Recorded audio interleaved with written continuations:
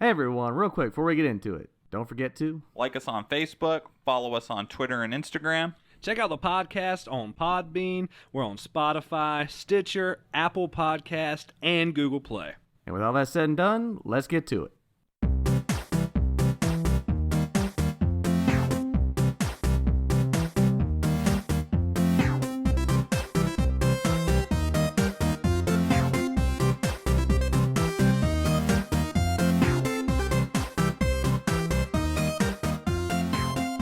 What's up, everybody, and welcome back to episode 122 of the Hella Average Gamescast. I've got Jeremy with me this week. We are going to hold the fort down because Carmen is ghosting yet again because he has a life. So we're going to hold it down, but we don't have a whole lot of news, do we, Jeremy? It's been quite the slow week, has it not? Oh yeah, I'm stunned at the amount of news there is not. Yes. So, we're going to talk about it. It might be a short show, but hey, who cares? We're going to sit here and go over it. But as always, Jeremy, let me know. Did you play anything fun? Anything worth talking about? Just more Dragon Quest, really. About maybe a third of the way through now. And I think I picked up Smash. I played a little bit of classic mode on that. I played some of my Genesis Mini. But nothing new or exciting, really. Okay. How's Dragon Quest? You still digging that? Oh yeah, definitely. It was funny. I had kind of a brain fart moment because I'm supposed to get these 6 orbs so I can open the path to the world tree, and I got 5 of them. I'm like, where the fuck's the last one? And then I had eventually it just hit me. I mean, I've already beaten the game before, so I should have known exactly where it was. It was like, oh yeah, it's right where they told me it was, but I just skipped over it and went and did something else instead. So you're a special kind of boy, Jeremy. You know that? Yeah. I played about the usual. I'm still into Borderlands. Technically beat the game one time, and I'm in True Vault Hunter mode now, which is like the new game plus, so everything scales and you get better stuff. You know what I mean? So I'm playing that, but then I wanted to talk about something real quick. I actually had my buddy come over to the house yesterday, and I actually put my hands on Ghost Recon Breakpoint. So I wanted to, and briefly, not really a lot to it, but played it, and so the game itself, it's not bad. It was nothing groundbreaking, but it's fun and enough, and it's solid enough of a shooter. It had a few glitches while we were in there, like the passenger, if you were the person driving the helicopter would be like 5 foot out, like in the sitting position, so it looked like that he was just like hovering, but he was like driving the helicopter. And then I ran around with it a little bit. The gunplay was fun. There's a pretty decent skill tree. But I did confirm we went ahead and went to the store there, the microtransaction store, and you can buy all the guns. You can buy upgrade parts. Like you have to break down weapons to get parts to upgrade your games. You can just buy those upgrade parts. You can buy bundles, and it's like, I would say $20 for probably 2 bundles of guns, which is fairly expensive. So the game itself was not bad, but the microtransactions, and they're not in your face, but they're definitely there. They're definitely, I would say, pretty bad. Like you can buy everything to upload, like to just max your guns out. And that is not a good thing. Yeah, like that's what I've heard from all the reviews. They said it's just a very average game. Like they said, it's just typical fare. It's nothing offensively bad. It's just okay. But it was the microtransactions that just really killed it. They said if you took out all the microtransactions, or at least toned them down, this would have been like passable. But it was just so offensively, like there's just too much of them. Like this game. This was never a game that interested me. But if it was a game that interested me, it wouldn't be one I would get because I'm just or at least I wouldn't get a full price. It'd be something I would wait for like a $20 price tag or something. Or for when it's eventually free on Xbox or PS Plus. Yeah, I think that would be actually a smart bet. We'll just wait for it. It's not, I don't think it's as strong as The Division. It's fun enough, but if you could wait for a sale, I think you should, which has already dropped down to like $49.99. So yeah, I think that we're going to see an Anthem situation where it's going to like really go down in price pretty quick. Yeah, I'm not surprised. But, hey, at least I got to put my hands on it, and I wanted to really confirm about the microtransactions, and they're definitely there. But overall, like I said, the game wasn't terrible. So Was the friend who brought it over, was that Matola? No. It was one of our other buddies, Andrew. But they play together all the time, so that's probably part of the reason why they both got it. And they played the old one together. Okay, I was gonna say, because old Rob's been trying to get me to buy it. I'm like, dude, do you know who I am? Do you know me? I would never play this game. But yeah, so I could recommend getting it for fun, but like I said, it's not a bad game, but it shouldn't be where I can just go buy all the parts and max everything out. But that's about it, Jeremy. So I think it's time that we move in to some news. And like I said, we really don't have a whole lot. We've got about 5 topics to go over. We're going to start off with some Sony news, move into some Microsoft news, and then kind of clean up a little bit, do a little bit of housekeeping on the backside. So let's start off, and we've got, which is crazy, some PS5 news, and it's wild because they dropped it on a random Tuesday. Like, I couldn't even believe it. Saw the article, I think Carmen sent it to in the group chat, and I was like, it's a Tuesday. Why are they talking about the PS5? But we got a release date. We're going to be dropping, it looks like holiday 2020. So no big shock there. I think we were all kind of saying that was going to drop at that time, right? And then, let's see here. Not only we got it drop in 2020, they're redoing the controller. So the controller is going to now be, they're trading the Rumble for haptic feedback, which is a different type of immersive vibration. They're also making it where you can change the tensions on the shoulder buttons, your R2 or L2 buttons. So some pretty cool stuff there. No price, nothing like that. But it's really cool to hear some news. So, what do you think about this, Jeremy? Are you shocked, or, this is pretty much on par for what you thought was going to happen? Nothing shocking. I really want more information. I was glad that we got a window of when it was coming out. And like you said, I was predicting the holiday of next year. I like the features I'm hearing about on the controller. I think being able to change, like you said, the tension or whatever it is on the triggers is really cool. I was actually talking with the guys at work about this too, about the Rumble, because I was saying Rumble's just been something that's been around for so long, I don't even feel it anymore. Because I still remember the first time I played Star Fox 64 and had that Rumble pack. I was like, oh my god, this is amazing. And now every game uses Rumble, and you just don't even realize it's happening anymore. So, but if I'm playing a Switch game and has that HD Rumble or whatever, I can actually feel it a little bit if they use it right. So I'm kind of hoping that's what Sony does, and they really, push that, what do they call that feedback? The haptic feedback. Haptic feedback. Yeah, really push that. Don't obviously make gimmicky games around it and stuff, but it'd be nice if they could get more people into it and have it actually feel real. Like they were saying, you're going to feel a difference between, say, crashing your car into a wall versus, hitting a speed bump or something. Which that's what I want to see more of. My only concern is I hope this doesn't make the controllers too expensive, because they're already $60 now. I'm afraid we're going to get into Nintendo levels where it's going to be $80 or $100 for a new controller, and that's just too much.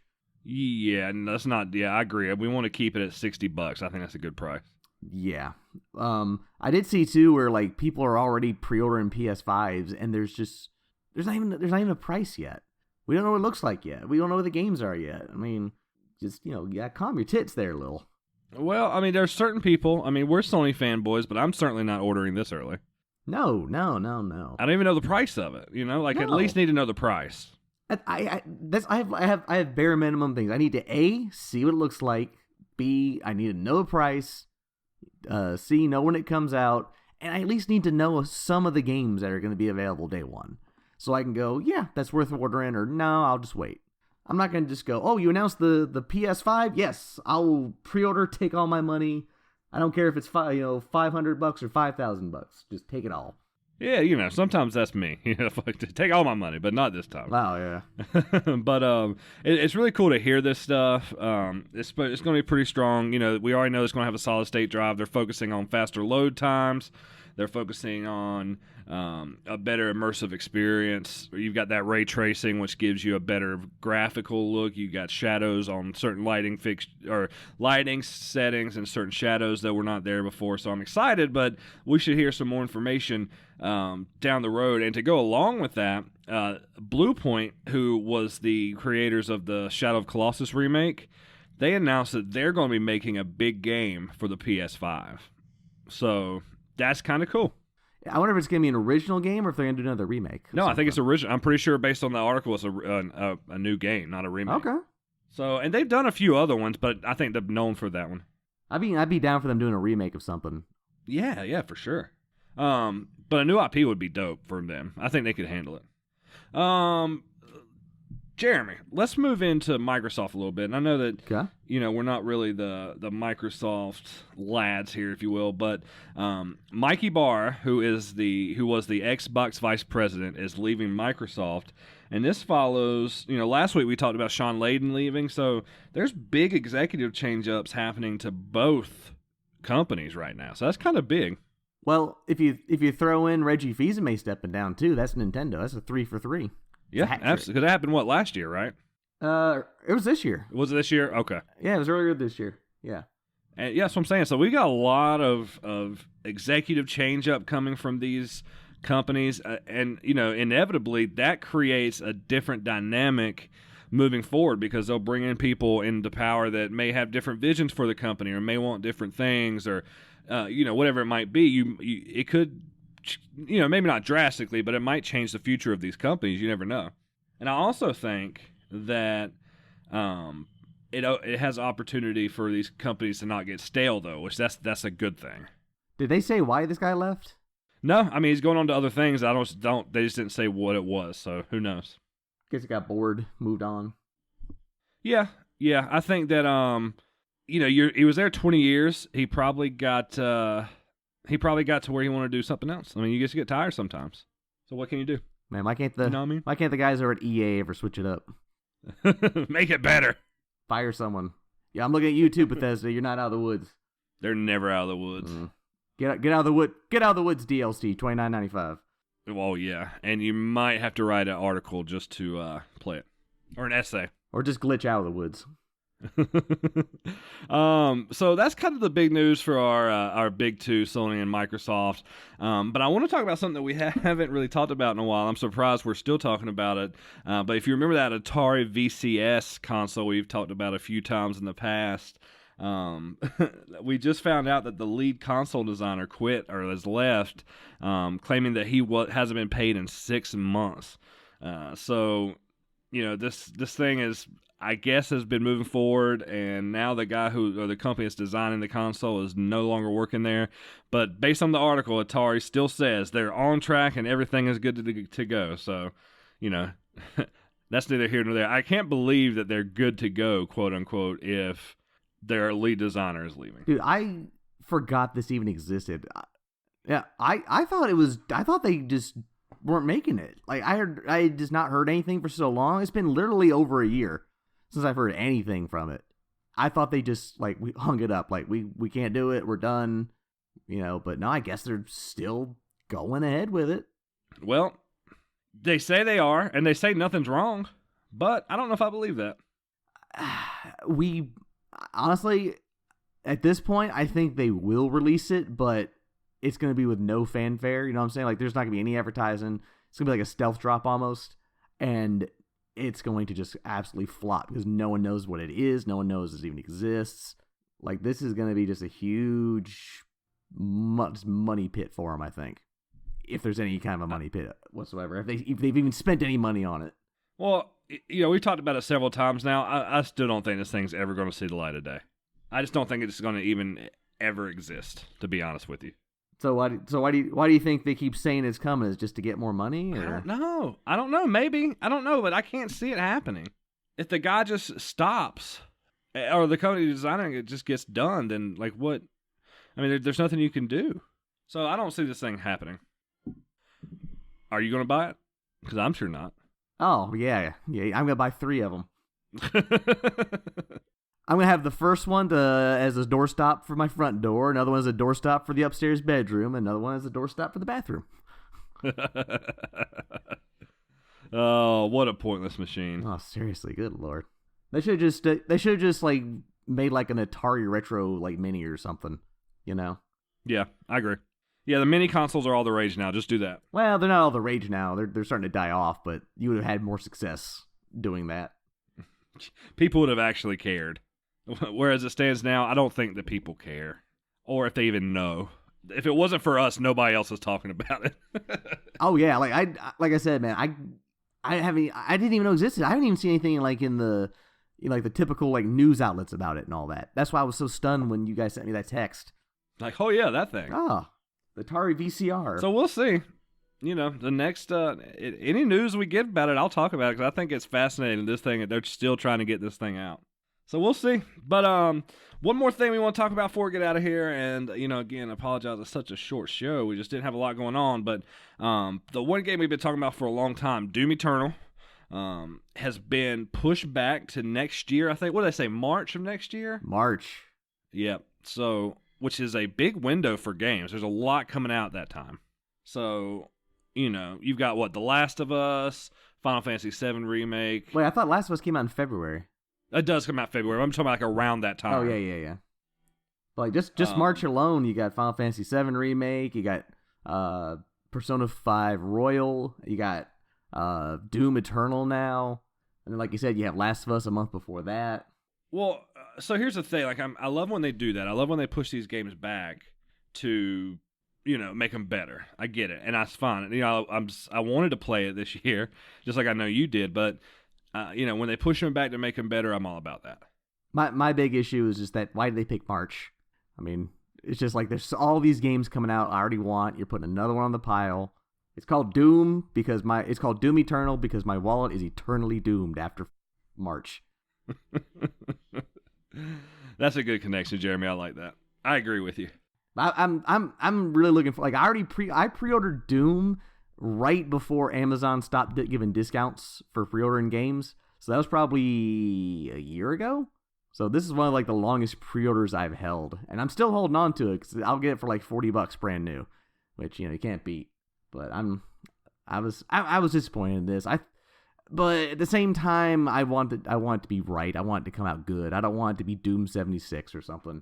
So just get it done and don't send me a Doom helmet that has mold in it. A lot of Bethesda hate coming out of you today, Jeremy. I'm not going to lie. It eats me up inside that they actually have a hand in this game. The first one was great. Don't get me wrong. I'm not knocking them for that, but it's just after everything that's said and done, they went from a company that's just like, this is a company I don't care for, but they did Doom, which was good, to oh my God, this is the company that's handling Doom. Well, to be fair, they haven't had a misstep since Fallout 76. And I will say this, though. They only really seem to muck up their open world games because Doom is not open world. So I don't think there's going to be a whole lot of, glitches and stuff. It's just more straightforward, go forth and slay demons. Yeah, I agree. I think that I think it'll be good. I'm glad to see they pushed it back. Like I said, I have a lot of faith in this game. The original Doom was great, so I think this will be good for the game. We just have to wait longer as consumers. Plus, I think they have a different team actually working on Doom versus like the people that work on, say, Fallout or Elder Scrolls. So yeah, I'm not sure what team works on it, but I do think you're right. I think it's a different squad who does it. So I'm glad to see you're keeping your pre-order, Jeremy. We'll see how it is in March when you're broke and all you can do is play the video games because you spend all your money and you can't eat. You can just play video games. I got a little bit of a gut. I can lose it. Get back down to my birth weight. Was that 2 pounds? 10 pounds. You're a 10-pound baby, right? 20 ounces or however much that is. But that's it, Jeremy. We come to the end of the road on this one. Not a lot of news, short show. But we wanted to get something out, talk to you guys like we do every week. Just make sure you're checking us out. Drop some likes and get in touch with us. Let us know what you want to hear. And Jeremy, why don't you go ahead and get us out of here? As always, hit us up on that Facebook. Check us out on YouTube. And play on and stay Hella average. Peace.